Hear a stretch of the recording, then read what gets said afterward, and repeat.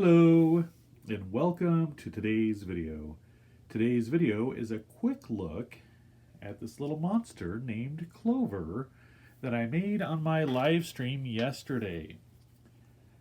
So if you haven't checked it out already, I do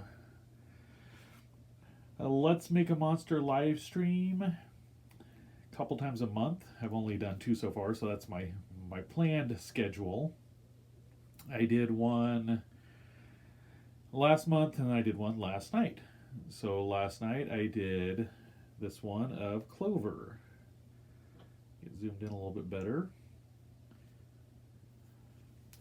So what I do on my Let's Make a Monster live streams is I pick the color and I usually have a general idea of a shape, and then I let my viewers decide what the monster should look like how many eyes, how many teeth, what kind of teeth, overbite, underbite, what shape of ears, tail, and so on.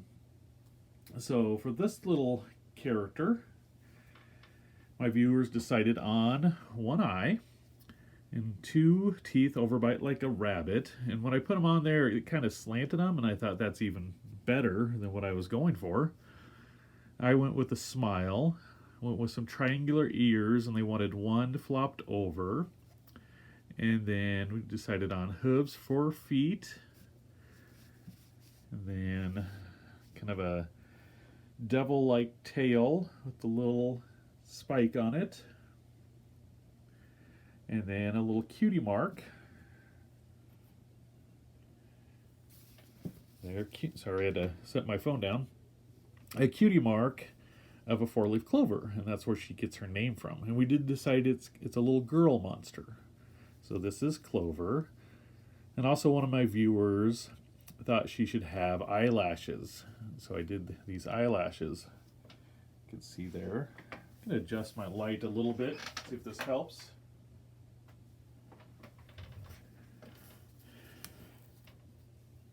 So there is Clover. Go around. I did poke a hole back here beside her tail to let some air out. When you cover this foil, I built up her body with foil, I should start with that. And when you cover it with the polymer clay, you're trapping that air inside. So when you bake it, that air can expand, and if it doesn't have a place to get out, it can distort your sculpture.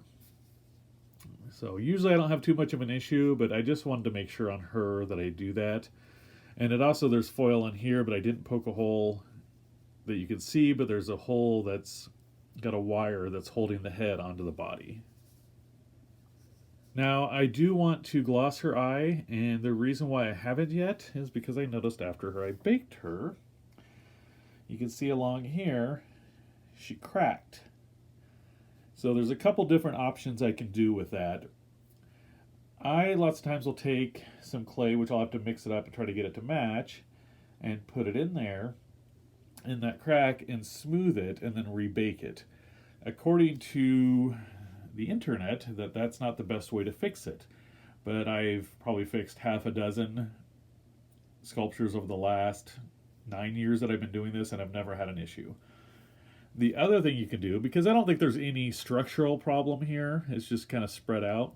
And I condition the clay, and that's usually what you want to do to make sure you avoid any cracks. And I conditioned this clay quite a bit, so I didn't think I'd have any issues. But the other thing you can do is you can kind of cover it up. So I could give Clover like a bandage. You know, she's got an owie, and I could rebake it with the clay bandage on there. I've done that before with a monster. I had an air bubble that popped, just a small one, and I made like a little clay bandage, rebaked it, and worked into like a happy little accident. So, anywho's, here's a quick look at Clover. We'll just go around so you can get a better look at her. All right, if you have any questions about Clover or any of my projects, you can leave them in the comments down below. If you want to tune in to my next Let's Make a Monster live stream and you want to be part of the creative process, Be sure to check that out. That will be on Sunday, March 22nd at 2 p.m. Central Standard Time. Also, make sure you turn on your notifications so you can make sure to get notified when I go live. And if you haven't already done so, please subscribe to my channel. All right. Thank you so much for watching today's video. And remember, never stop creating. Bye.